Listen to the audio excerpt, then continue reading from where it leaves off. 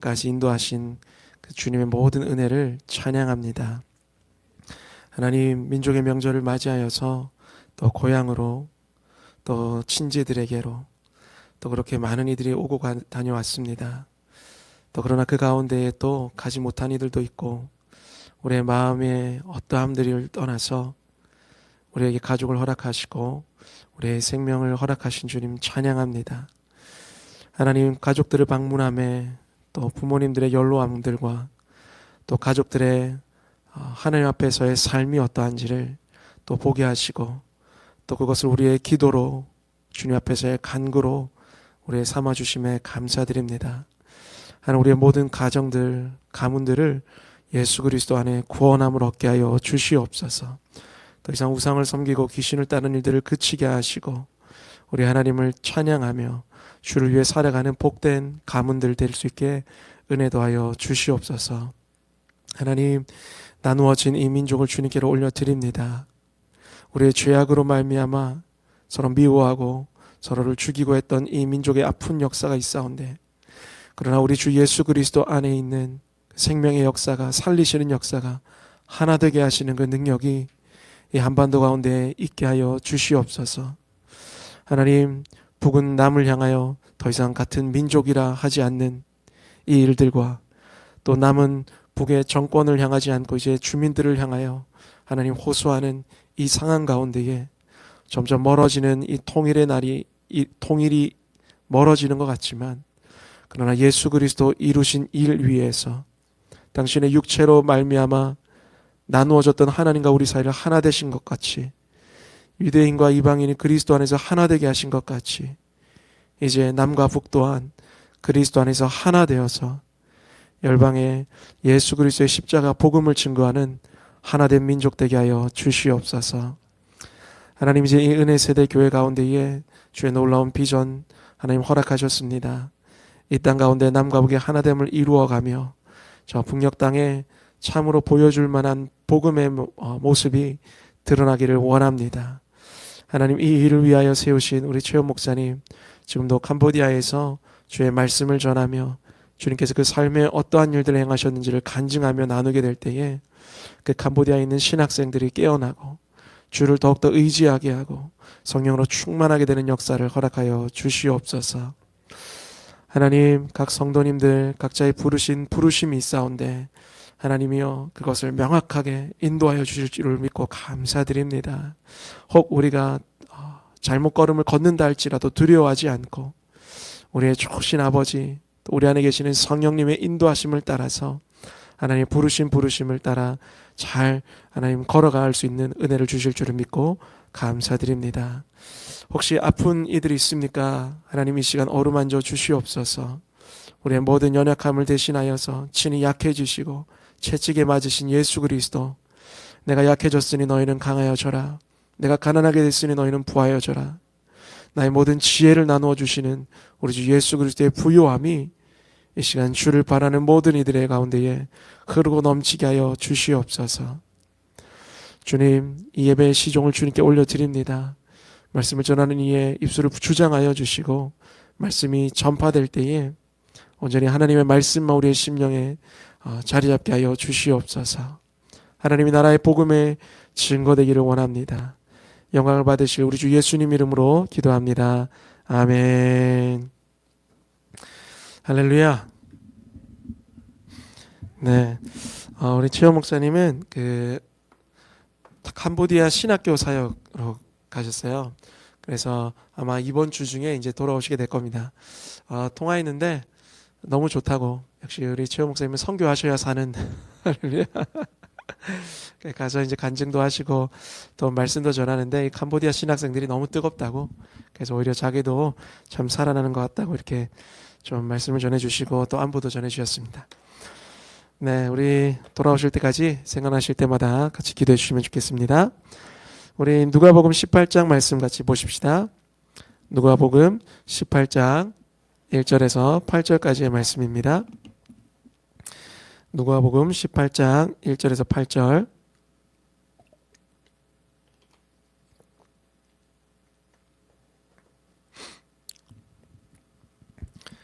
네, 우리 다 찾으신 줄 알고 저랑 같이 합독하겠습니다. 시작. 예수께서 그들에게 항상 기도하고 낙심하지 말아야 할 것을 비유로 말씀하여 이르시되 어떤 도시에 하나님을 두려워하지 않고 사람을 무시하는 한 재판장이 있는데 그 도시에 한 과부가 있어 자주 그에게 가서 내 원수에 대한 나의 원한을 풀어주소서 하되 그가 얼마 동안 듣지 아니하다가 후에 속으로 생각하되 내가 하나님을 두려워하지 않고 사람을 무시하나 이 과부가 나를 번거롭게 하니 내가 그 원한을 풀어주리라. 그렇지 않으면 늘 와서 나를 괴롭게 하리라 하였느니라. 주께서 또 이르시되 불의한 재판장이 말한 것을 들으라. 하물며 하나님께서 그 밤낮 부르짖는 택하신 자들의 원한을 풀어주지 아니하시겠느냐. 그들에게 오래 참으시겠느냐. 너에게 이르노니 속히 그 원한을 풀어주시리라. 그러나 인자가 올 때에 세상에서 믿음을 보겠느냐 하시니라. 아멘.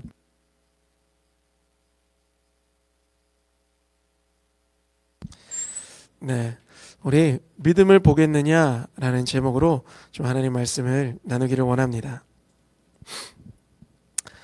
예수님께서 이 본문을 좀 설명하자. 우리 잘 아는 말씀인데요. 예수님께서 그들에게, 여기는 제자들을 얘기할 것입니다. 비유로 말씀을 하세요. 그런데 이 말씀을 비유로의 말씀을 하시는 목적이 두 가지가 있다는 것입니다. 첫 번째는 뭐죠? 항상 기도하기를 위해서. 그리고 두 번째는 기도하는데 낙심하지 말 것을 위해서 이 비유를 쭉 하셨다는 거예요. 그래서 우리가 이 비유를 해석할 때에 내가 항상 기도해야 되겠구나. 그리고 기도할 때 낙심하지 말아야 되겠구나로 여러분이 적용을 한다면 실은 이 비유를 잘 해석한 것일 것입니다. 어떤 내용이죠? 어떤 도시에 한 과부가 있다는 거예요. 억울한 일을 당했어요. 재판관에게 찾아갑니다. 원한을 풀어달라고 호소하는 내용이에요. 과부는 어떤 사람이었습니까? 과부는 우리가 과부라는 글자에서 일단 알죠. 남편을 잃었어요. 그런데 어떤 상황이고 왜 재판관을 찾았는지는 잘 모릅니다.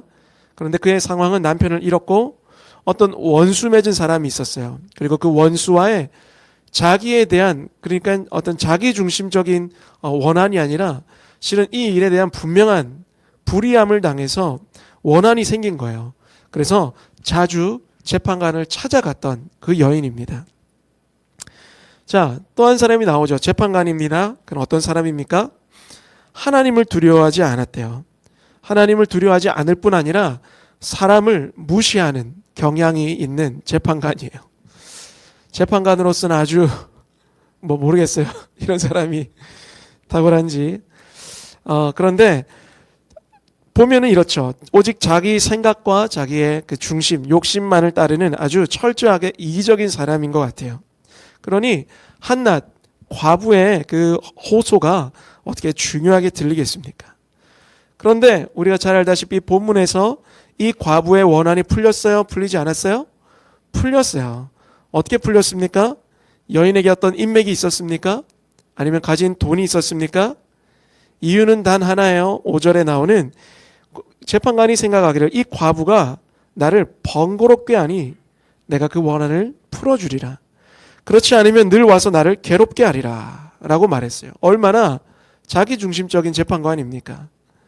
그런데 중요한 건 그렇게 끈질기게 호소하고 졸라대니 재판관이 들어줬다는 거예요. 그러면서 주님이 말씀하십니다. 7절에 단지 그 과부의 끈질긴 간청이 이런 자기중심적인 그 불의한 재판관의 마음도 움직였는데 7절에 하물며 하나님께서 그 밤낮 부르짖는 택하신 자들의 원한을 풀어주지 아니하시겠느냐, 그들에게 오래 참으시겠느냐라는 거예요. 아무 관계도 없는 사람이 아니라 택하신 자녀들, 택하신 백성들이 밤낮 부르짖고 있는데 그 원한을 풀어달라고 하고 있는데, 또 어떤 번역에서는 권한이라 그랬어요. 그러니까 권리라 그랬어요. 그 백성들의 마땅한 권리를 들어주시는 것에 대해서 어떻게 더디하시겠느냐, 반드시 풀어주시지 않겠느냐라고 말씀하시는 거예요. 자, 아까 제가 서두에 말씀드렸어요. 이 비유를 왜 말씀하셨다고요? 첫 번째는 항상 기도해야 된다는 것. 당시 바리새인들 가운데 이런 문화가 있었다 그래요.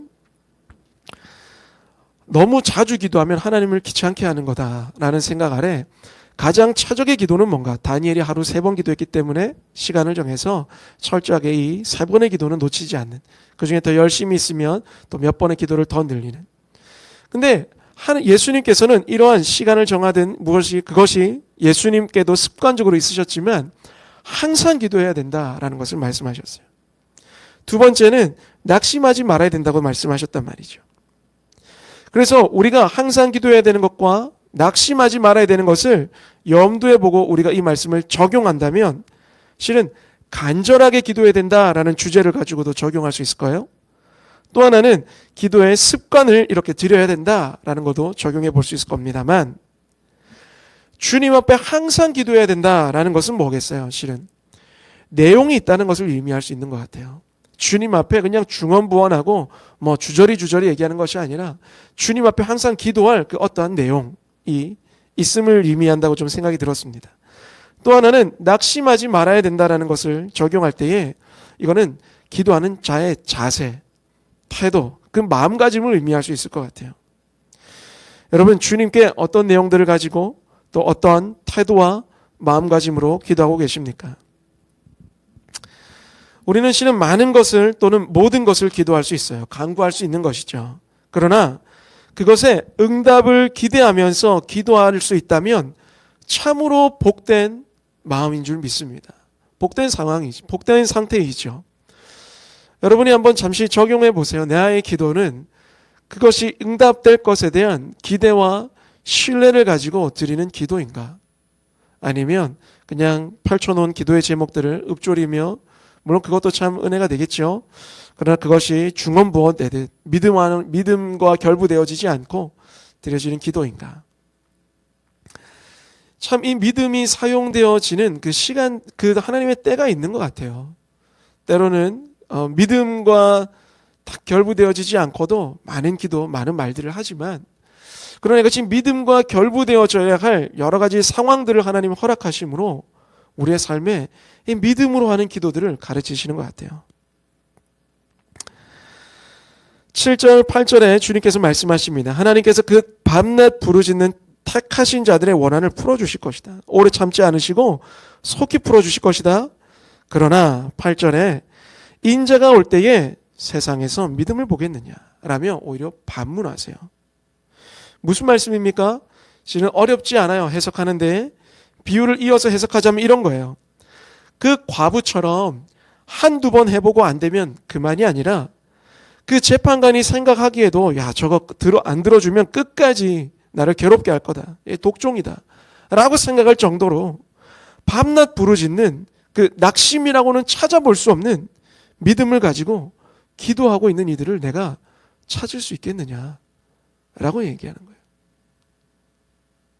우리는 실은 이 단순한 비유와 이 본문 안에서 어쩌면 우리의 과거의 기도의 상처들을 접목해서 꼭 그렇게 해석하지 않으려는 경향이 있다고 저는 생각이 들어요. 무슨 말입니까? 주님이 아시는데 왜 내가 끈질기게 기도해야 되나?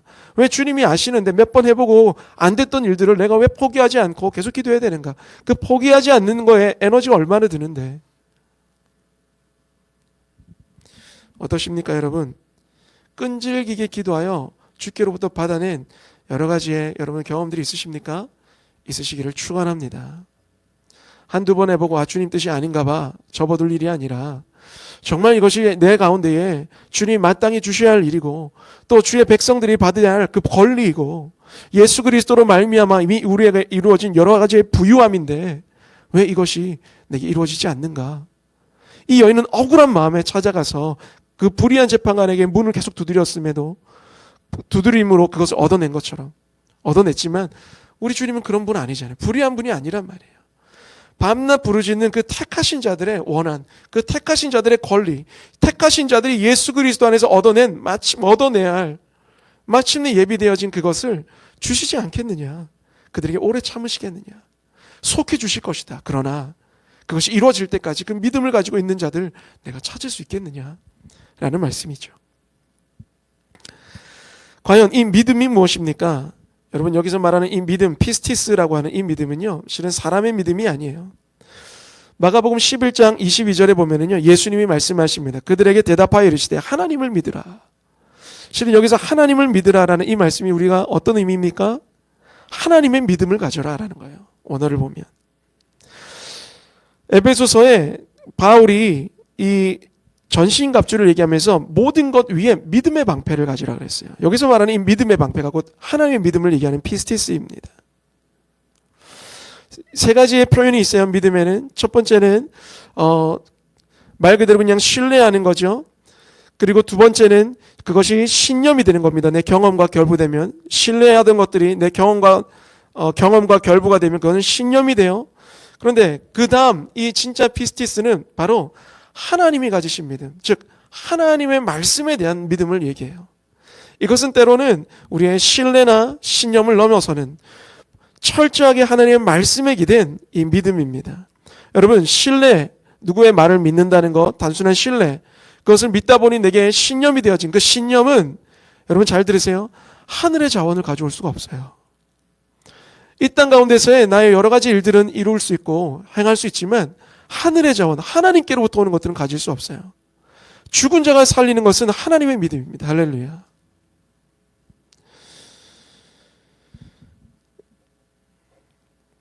누가복음에서 이 피스티스라고 하는 이 말씀을 어디에서 썼느냐, 누가 이 믿음을 소유했느냐, 그들은 이 어떤 믿음을 가졌느냐, 이걸 좀 나누기를 원해요. 중풍병자의 친구들이 있습니다. 그리고 혈루증이 걸렸던 여인을 아실 거예요.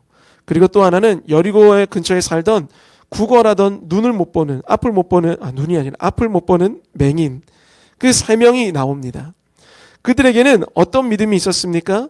바로 예수님은 치유하시는 분이다 라는 믿음이 있었어요. 그런데 예수님은 그냥 치유하시는 분만 아니라 좋으신 분이시다 라는 거였어요. 왜 그렇게 생각했을까요? 누가복음 5장에 보면 중풍병자를 달아내리던 그 친구들의 믿음을 예수님이 보셨어요. 근데 여러분 생각해 보세요. 우리 집이 아니야. 천장을 누가 뜯어내요. 거기다가 줄로 내려가지고 그렇게 내렸어요. 우리는 거기에 보면 이 내 친구의 얼마나 급박함도 우리는 적용해 볼 수 있고, 하지만 누가 자기 집이 아닌 천장을 뚫어다가 거기에 자기 친구를 내려보냅니까? 내가 이렇게 해도 여러분 같으면 어떻게 했어요? 여러분 만약 예수님이면, 여러분이 예수님이 아니니 얼마나 다행이에요?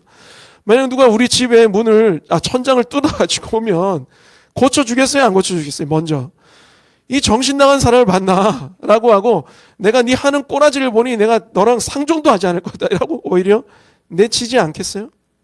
근데 그 친구들의 믿음은 뭐였겠어요? 우리 주님은 좋으신 분이야. 그래서 이 사람이 막막하지만 내가 비록 이 사람들 안에 어떤 불편함을 줄 수 있지만, 이 상황을 흐트러뜨릴 수 있지만, 그러나 주님은 우리를 용납하실 분이야 라는 그 믿음으로 나가는 거 아니겠어요? 혈루증에 걸린 여인 또한 마찬가지입니다. 조용히 그저 들어가서 예수님의 그 옷자락만 잡더라도 내가 나음을 입을 거야. 결례를 여러분, 그 옷자락이 그냥 뒤에 단순한 옷자락이 아니죠. 유대인들이 있던 그 뒤에 그 찌찌뜨라고 하는 그 건드리는, 그건 권위를 얘기하는 거거든요. 건드려서는 안 되는 거예요. 근데 그것을 붙드는 거죠. 내가 이런 결례를 범할지라도 예수님이 나를 용납하실 거야 라는 믿음이죠. 여리고에 살던 그 구걸하던 맹인은 어떻습니까? 예수님이 지나간다는 소리를 들어요. 눈은 못 보지만 귀가 발달됐죠. 예수님이 지나가.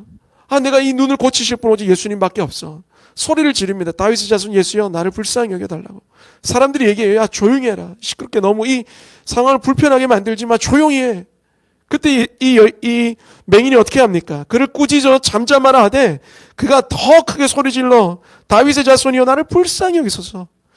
오늘날로 치면 눈치 없는 사람이죠. 분위기 깨뜨리는 사람이죠. 그러나 예수님 말씀하십니다. 보라, 네 믿음이 너를 구원하였느니라.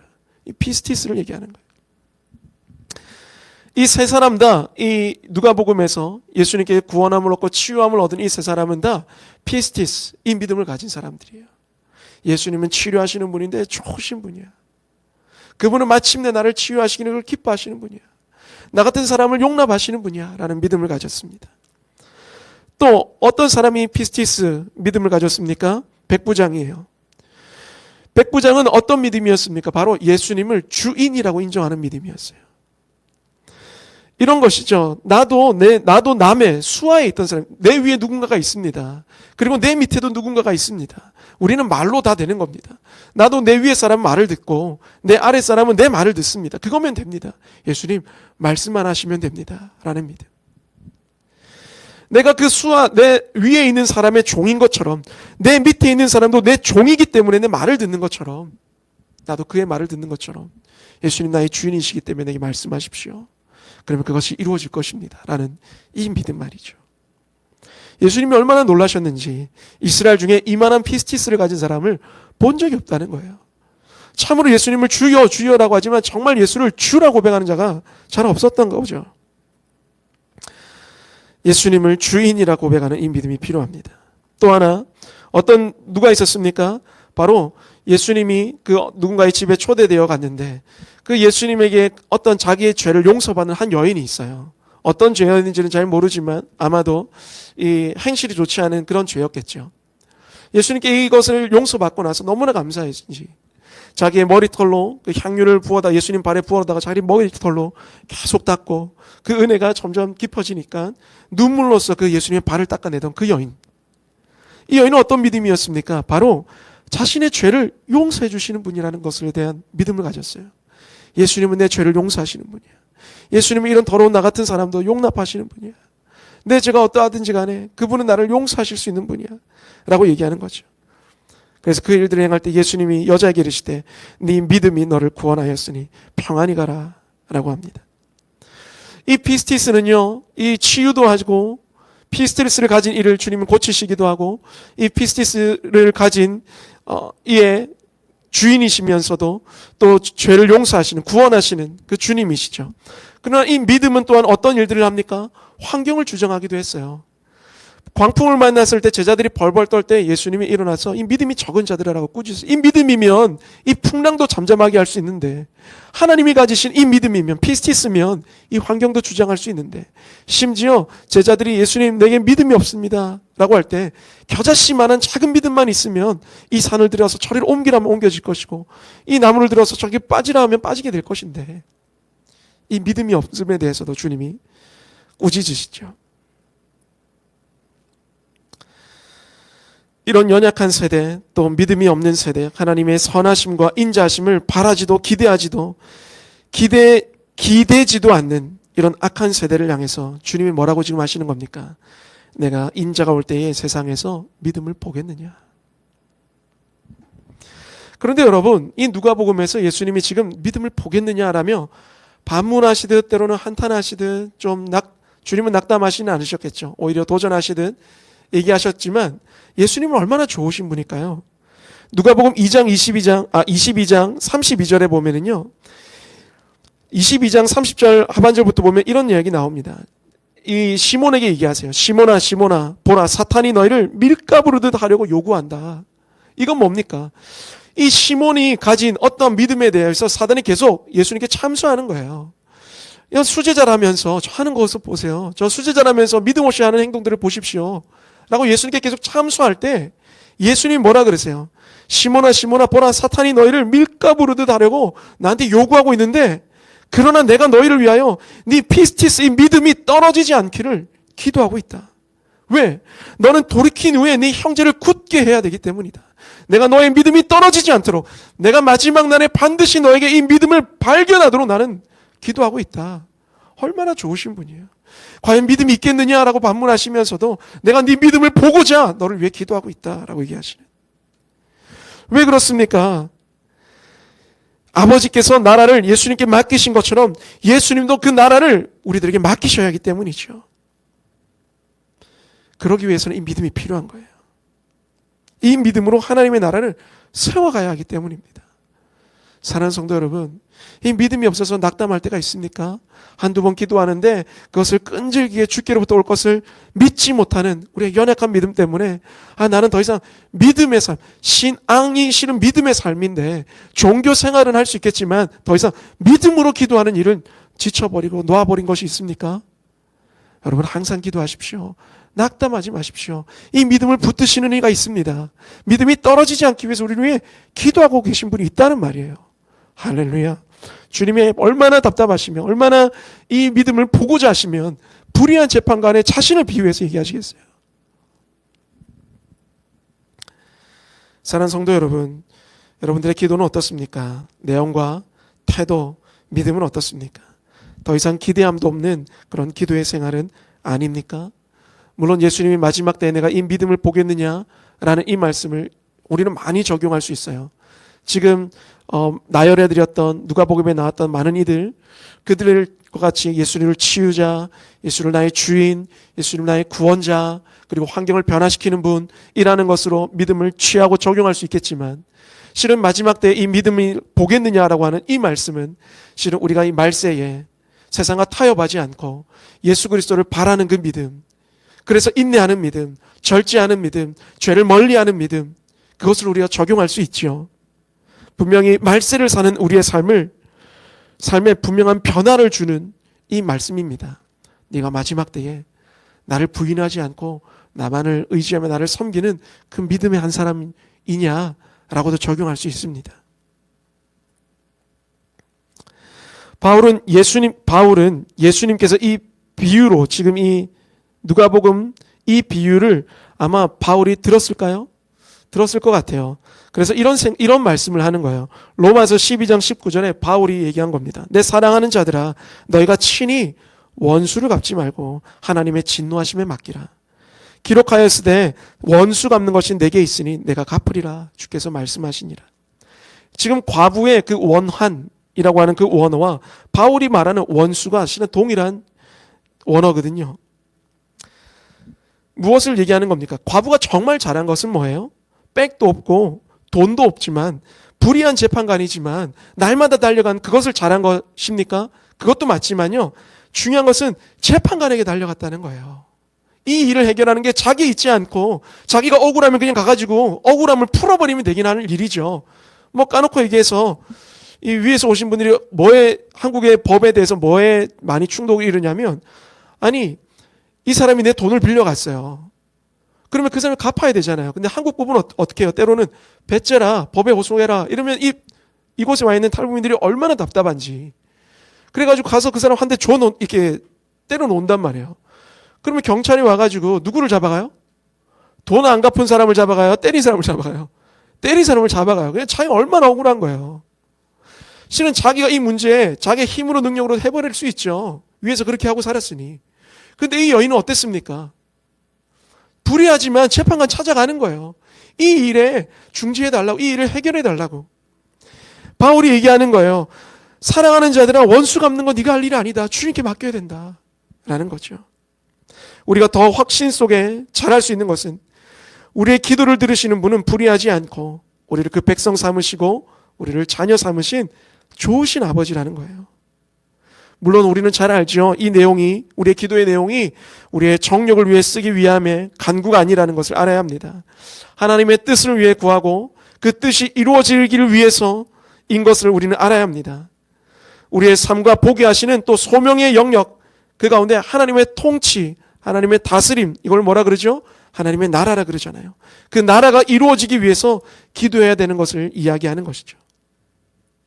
이러한 기도를 할 때 우리의 욕심, 우리의 정욕을 위해 쓰기 위해서 이런 기도를 하는 것이 아니라 그 나라와 의를 위하여 기도할 때에 믿음을 가지고 항상 기도하되 낙심하지 말고 기도하시기를 예수의 이름으로 축원합니다.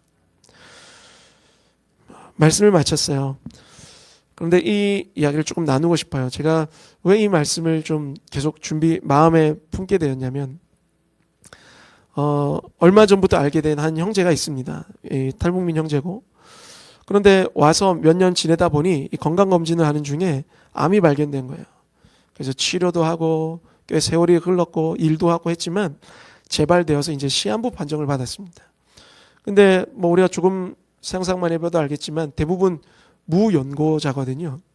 그러니까 여러분 이제 장례를 치르게 되면 우리 한국은 어떻게 합니까? 이제 화장하고 낙골당에 안치하고 10년이면 10년, 15년이면 15년 이렇게 돈을 내고 그걸 이어나간단 말이죠. 근데 이제 찾아올 가족이 없으니 이 일들을 할 의미가 잘 없죠.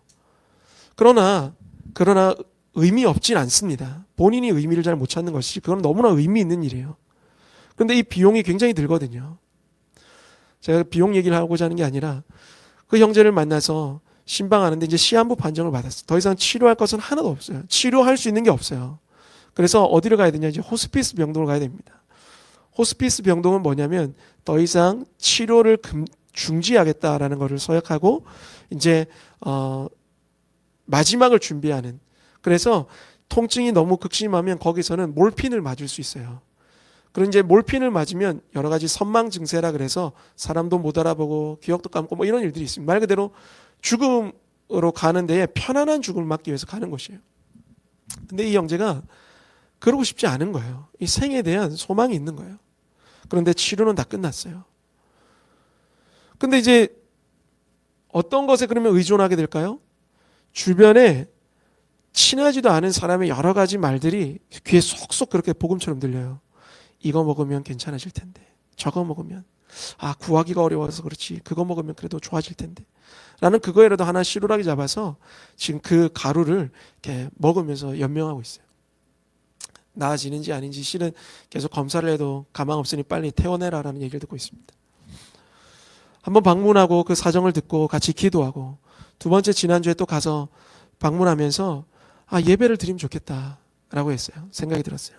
그래서 가서 예배를 준비해서 뭐 드릴 수 있는 상황은 아니지만 뭐 여러 가지 막 결국에는 뚫어내서 예배를 드렸어요. 예배를 드리는데 제 마음에 계속 이 말씀이 있는 거예요. 믿음을 보겠느냐? 믿음을 보겠느냐? 직면하는 것이죠. 주님 나의 믿음 없음을, 주님 이 상황을 주장하시는 주님의 그 통치의 믿음이 없음을 주님 나 불쌍히 여겨주십시오.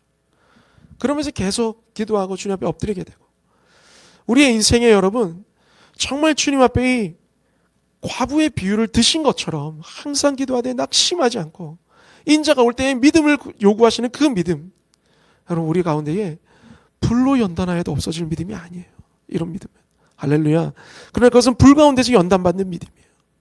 마음의 때로는 낙심되어지는 그 상황 가운데서 비로소 연단되는 믿음이에요. 사랑하는 성도 여러분, 이 믿음을 가지시기를 축원합니다. 누가복음에 나왔던 이 인물들이 가졌던 믿음, 구원받지 못할 이를 향하여서 주님 마침내 구원하시기를 결정하시는 그 구원자 되시는 분을 끝까지 붙드는 믿음, 도저히 치료될 수 없는 12년 동안이나 내가 쏟고 내 돈도 다 날리고 했지만 오직 그분만을 붙들면 내가 구원을 얻을 거라는 그 믿음, 그 12년 동안 낙심되고 낭망되고 마음이란 건 더 이상 찾을 수 없는 그 혈루증 걸린 그 여인이 그러나 그 예수를 마지막 붙드는 그 믿음, 드디어 12년이 되어서야 그 보석같이 빛나는 그 믿음. 여러분 주님은 우리에게 이 시간들을 허락하시는 줄을 믿습니다. 마지막 이 말씀만 나누고 마치겠습니다. 베드로전서 1장 7절 너희 믿음의 확실함은, 여기서 말하는 이 믿음이 피스티스거든요. 너희 믿음의 확실함은 불로 연단하여도 없어질 금보다 더 귀하여 예수 그리스도께서 나타나실 때에, 예수님 지금 누가복음에 말씀하신 것처럼 내 인자가 나타날 때에, 예수 그리스도께서 나타나실 때에 어떻게 됩니까? 이 믿음을 가진 자는 불 가운데 연단받아서 없어질 금보다 더 귀한 이 믿음을 소유한 사람은 어떻게 된다고요?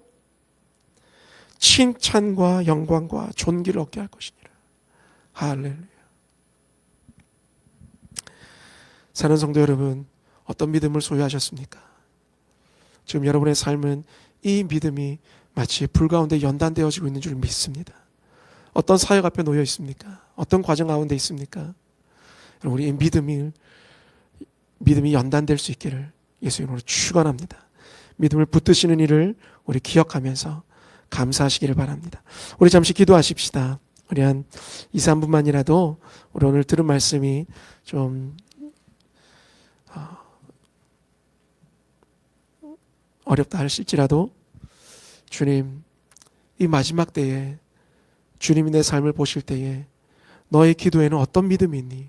내용은 알겠고 너의 그 간절함은 알겠는데, 너의 오랜 그 간구는 알겠는데 너의 믿음은 어디 있니? 라고 얘기하신다면 여러분 우리 주님 앞에 드릴 만한 그 믿음이 있으시기를, 주님이 어떤 분이신지를 믿는 그 믿음이 있으시기를, 주님 나는 내게 감정, 내 의지 이거 다 떨어졌지만 12년 동안 내가 다 소비했지만, 그러나 주님 내게 약속하신 이 말씀 내 붙들고 갑니다. 우리 그러한 마음으로 우리 같이 좀 주님 앞에 기도하며 주님을 불쌍히 여겨 주십시오. 그런 마음으로 같이 기도하겠습니다.